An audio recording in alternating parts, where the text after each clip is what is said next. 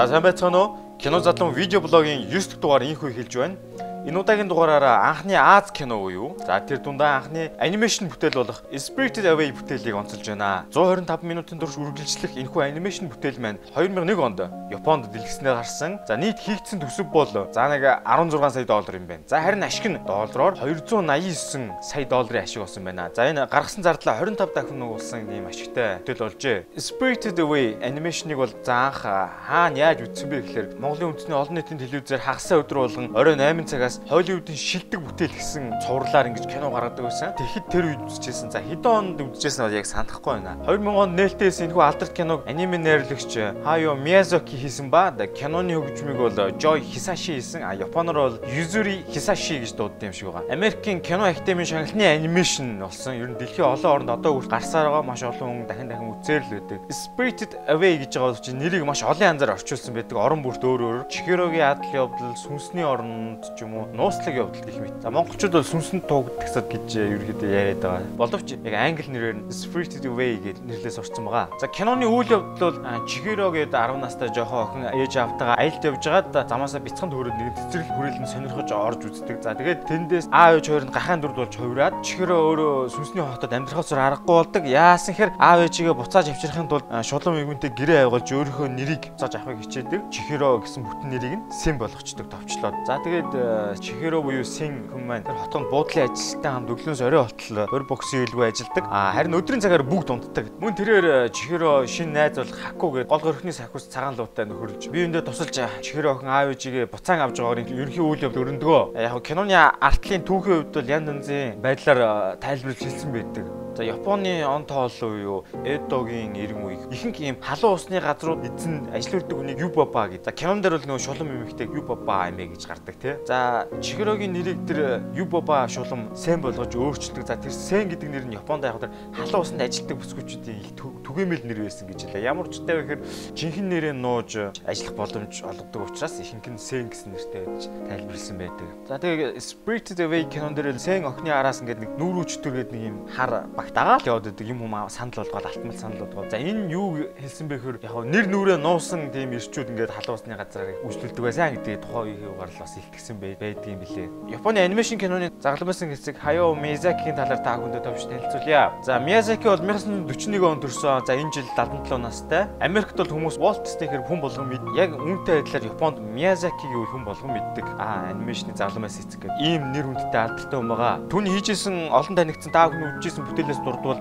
Салхит хөндий, Тэнгэрийн цайз, Кикигийн хөргөлтийн үйлчилгээ, Porco Rosso, Howl Moving Castle зэрэг бидний хүүхэд наснда маш их үзчихсэн бүтээлүүд байгаа. Ерөнхийдөө энэ анимашн бүтээлийг бол зөвхөн хүүхдүүд зориулдаг. Хүүхдүүдэд хамаатуулж ойлголдог бол харин Miyazaki-гийн энэ хийсэн кино бүтээлүүд бол бүх нийтэд хүлээн зөвшөөрөгдсөн ямар ч насны хүн үзэж болдгоороо онцлогтой буюу хийсэн кино болгон тийм байгаль дэлхийтэйгээ холбогдсон хүний гүн гүнзгий харилцаа, эрх чөлөө, эрэл хайгуулч гэдэг юм уу те. Тиймэрхүү байдал тусгаж өгсөн. Үтсний дараа ингээд өөр ирэхгүй нёгийг бодогдвол чансаатай бүтээлүүдийг Miyazaki ингээд тойрогдөг байгаа. Spirited Away кино маань Оскарын шагналд хүрсэн анимашн бүтээл байгаа. За тэгээд тухайн үед Оскарын шагналд гардуулгын өсөлтөөр Miyazaki өөрөө очоогүй л дээ. Тэгээд бүр олон жилийн дараа яг маань нэр хэлчихлээсэн л та. Би ингээд Иракийг бөмбөгдөж байгаа усад хөл тавихыг хүсээгүй гэж хэлсэн байдаг. Тэр нь ямар утгатай вэ гэхээр цаавар дэлхийн 2 дугаар дайны тухайд хэлээд байгаа. Яасан гэхээр тийм тулаан мулаантай үед бол Miyazaki Японы онгоцны инженерийн хүүхд болж төрсэн байдаг. Тэгээд ийм дайны хүнд өндөр үедүүд бол дайны дараагийн сэргийн босголтын тийм хүндхэн үед Miyazaki-ийн тэр хүүхэд нас өнгөрсөн байдаг. Тийм учраас ийм даймантай юмд бол яг гоо далдуураа ингээс Америкийг бас тийм сангүй гэдгийг хэлээд байгаа. Miyazaki-гийн ээж нь бага багт нь өвчнөөр өнгөрсөн байдаг. Тэгээд түүний гэр бүл бас тийм амаргүй хүнд үе байсан. Харин энэ хүүхэд насныхаа зарим байдлыг Miyazaki кинондаа ингэж шингээж тусгасан байдаг. Тэр нь одоо жишээ нь дайны хор хөнөөл болон эдийн засгийн сэргийн бослын талаар ингэж далимдуулж янз бүрийн үйл явдал гарч байгааг Miyazaki Howl Moving Castle, Princess Mononoke зэрэг кинон дээр ингэж гаргадаг. Бас ээж нь өвцөөгөр хоёр хүүхэдтэйгээ амьдарч байгаа талаар тийм дүрслэлийг миний өөрч Totoro гэдэг кинон дээр гаргадаг. My Neighbor Totoro гэдэг кинон дээр гаргасан байдаг. Яг Miyazaki-гийн хийж байгаа кинонууд маань бол ерөөдөө эсрэг талын тийм дайсны талын дүрнийх гараад байдаг. Харин зөвхөн гол дүрийн баатар голцоогоо эмхтэй байгаад байдаг. Миязаки найруулагчийн кино бүтээх арга нь бол стандарт нэг кино бүтээдэг аргаас бол жоохон өөр л дөө. Майнер ингээд шууд зураг зураад эхэлдэг. Тэгээд зураг зурж байгаа явцдаа тэр киноныхоо үйл явдал нь ингээд өрнөө зарим шинээр гардаг ч юм уу те. Зураг зурна гэдэг нь яг нэг ихний стори бордыг хэлж байгаа шүү. Тэгээд найруулагч маань хэлсэн байгаа л да. Би ингээд кино бүтээхдээ дөрүүддээ ерөөсөн анхаардгүй харин киноныхоо үргэлжлэх хугацаанд л санаа зовдөг гэж ярьсан байсан. Яасан гэхээр Миязакийн кинонууд кино чадвараар гарах ч юм уу нийт дийл болох юм маш олон хэсгүүд ингээд хасаж багасгадаг. Ихэнх кинонууд нь бараг л 3 цагаас дээш үргэлжлэх гэдэг. Тийм учраас хасаж ингэж багасгадаг. Ер нь ихэнх бүтээлд анзаарвал нэг тийм баг зэрэг тийм феминист үзэл санаа бас нэг даймантай холбоотой нэг жоохон дүрслэл орчоод идэг талтай. Миязаки өөрөө тийм нис онгоцны инженерийн гэрүүл төрсэн болохоор кино болгон дээр тийм нисэж байгаа син үзэгдэл бол ер нь бол бүгдэн дээр нь гардаг шүү. 1958 онд Миязаки ингээ ахлах сургуулийн жаал байсан гэж байгаа. Тэгэхдээ Акужиден гэдэг нэг тийм Японы хамгийн анхны урт тийм анимашн үүсгэн гэж байгаа. Тэр мөчөөс эхлээл манер за ингээд эргэлт буцсгүй анимашн дуртай болоод ийшээ татагдсан гэж байгаа. 1963 онд Миязаки улс төр бол эдийн засгийн шинжлэх ухааны чиглэлээр их сургуулаа төгссөн боловч энэ нүгээрээ ажиллаагүй. Шууд тэр онд нэг Японд тухайн үед айгүй алдартай байсан Toei Animation гэдэг компани шууд аниматор болоод ажилд орчихсон. Тэгээл ерөөсөө зураг зураал юм аагээл гисэн байгаа. За ингээд найруулагчаас гадна бас нэг чухал зүйл бол түүний студи байгаа. За Ghibli студиг бол Miyazaki 4 хүнтэй хамтарч байгуулсан. 1985 онд байгуулагдсан энэ хүү студи маань. Ghibli студи бол Японд анимашн бүтээлээр маш алдартай. Энэ дундаас Spirited Away бол хамгийн өндөр ашиг орлого олсон бүтээл байдаг. Студиг байгуулахдаа энэ нэрийг нөхөдөө Miyazaki болохоор тийм Итали нэрнээс санаа авсан гэж байгаа. Газар дундын тэнгисийн салхи гэсэн утгатай Итали үг юм шиг байна. G үсгийн урд нь D үсгтэй Ghibli гэж бичигддэг. Аниме үйлдвэрлэлийн салбарыг өөрчлөх салхи юм шүү гэж бэлэгдэж нэр өгсөн гэж байгаа. Явандаа энэ үг нь DJ үсгийг дуудахад амар хэцүү байсан учраас D үсэн гэдэг J-гээр Ghibli студигээд хэвлэгдээд эхэлсэн юм билээ л дээ. За ингээд та бүхэнд үрснээс найруулагч Miyazaki зураачтай зөвлөгөө өгж байгаасыг харж байна.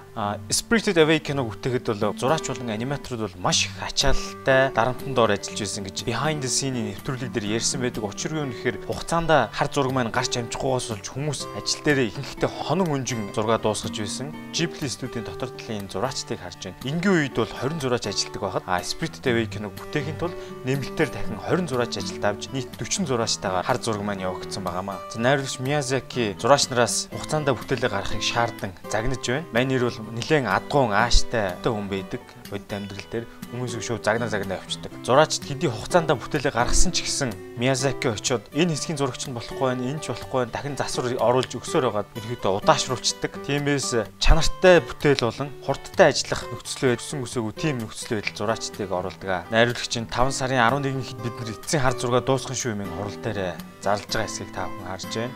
Анимашн бүтээл бол ерөнхий энэ 3D компьютер графикийн Google-тэй кинонаас энэ зурмал анимашн юугаар ялгаатай гэхээр маш их цаг орно. Тэгээд бүх хөдөлгөөнүүдийг нэг хүрчлэн гараар зурдаг байгаа. Өмнөх зурсан зургаа эргүүлж хараад дараагийн хэсэг нь ямар болж байгаа хэмээн харьцуулж дахин зурснаар энэхүү хар зургууд гарч ирдэг. Үүний дараа эдгээрийг сканер дэж компьютерт оруулаад өнгө бодог өгч дуу дүрс оруулснаар эцсийн бүтээл гардаг байгаа. Ахлах зураач Hitomi энд ээлж загналтаа авахаар найруулагч дээр ирж байна. Манер бол тэгэл хин өнгөө загнаа авчдаг байгаа. Одоо энэ Японоор бол яагаад хугацаанд гарахгүй байна л гэсэн юм яригадаад байгаа. Ghibli студийн гадна байдал харагдаж байна. Найруулагч Miyazaki бол анимашны дуусгахаас сүүлийн 1 сар өдөр болгон шөнийн 2 цагт ажилласаа гардаг байсан гэж байгаа. Харин зарим залуу зураач нар бол ажил дээр хондог байсан. Учир нь өдөр ингэж бужигналж байгаас шөнө ингэж ганцаараа сууж зурх нь хамаагүй илүү өр бүтээлтэй хэмээн тайлбарлаж байсан нэвтрүүлэг дээр. За Miyazaki ээлж мяалтаа хийж байна. Дүрсээ дуусгах планы хэсгүүдийг харж байна.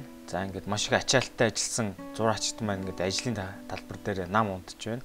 За үүний хажуугаар тэд өдөр бүр ээлжээр инхүү гоймын чандаг байгаа. Оройн хоолоо идэж байна. Ахлах редактор гоймын чанаа зогсож байна энэ дүрсэн дээр. Ийхүү 5 сарын 11 болж хугацаанд хар зураг хүлээлгэн өгсөн Miyazaki болон түүний багийнхны нуруу тэний хэсэг амсгих үе гарч ирж байна. Ойвсол ил хөл байгаа. Цагийн ажилтан зураач нар бүгд явчихсан. Хугацаанд хар зураг дуусгасныг тэмдэглээд Miyazaki өөрийн гараар зураачдаа гоймын чанж өгж байна. Гойн бол студид ажиллаж байгаа хүмүүсийн баг өдөр тутмын хоол болсон байдаг. Чир өнөхөр үүнийг хийхэд цаг авдаг маш хурдан байдаг учраас голцоохон гойн чанаад байгаа. Ингээд зарим ажилчид нь үнийг Miyazaki сан өөрөө чанлаа гэж юу итгэхгүй байна тэргээд энэ цаа маазарчл байгаа. Тэгэхээр хариуд нь Miyazaki итгэхгүй бол идэл болчихгүй юу хэмээн үдийн цайны бяцхан маазраа инхүү өрнөж байна. Бичлэгэн дээрээс та бүхэн ярьж байгаачлан. За та бүхэн эндээс хүндэт Оскарын шагнал гардуулах ёслыг харж байна. Энэ бол Academy Awards бол биш. Тусдаа кино урлагт оруулсан хувь нэмрийг нь үнэлж гардуулдаг хүндэт Оскарын шагнал гардуулах ёслол болж байна. За та бүхэн хажууд нь харж байгаа гар барьж байгаа хүн бол John Lasseter гээд Pixar студийг анх үүсгэн байгуулж ирсэн уран бүтээл хариуцсан захирал байгаа.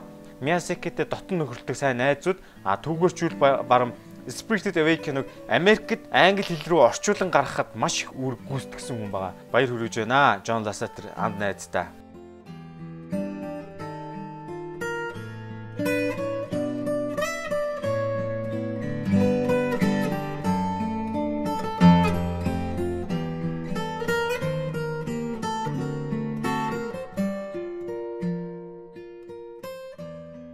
Spirited Away анимашны дуу оруулалт хэсгийг харж байна.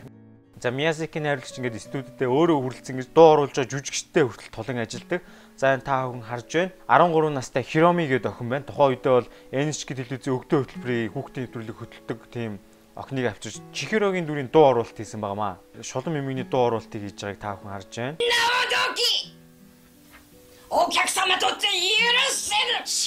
Spirited Away дээр гардаг энэ халуун усны газрын дуу чимээг бичгийн тулд Японоор бол onsen гэж хэлдэг. Халуун усны газрууд руу ингэж дууны багийнхан очиж нэг үрсэл ингэж дууг бодит орчноос нарийн бичиж авсан байгаамаа. За та бүхэн тэр эсгүүдийг харж байна. Ажилчид цэвэрлэгээ халуун усны орчин аж ахуйн дуу шуу ямар гарах уу гэдгийг бичиж авсан байна. Мөн галтагооны хэсэг, хоол ундны хэсгийн дуу шуун бичлэлтийг та бүхэн харж байна.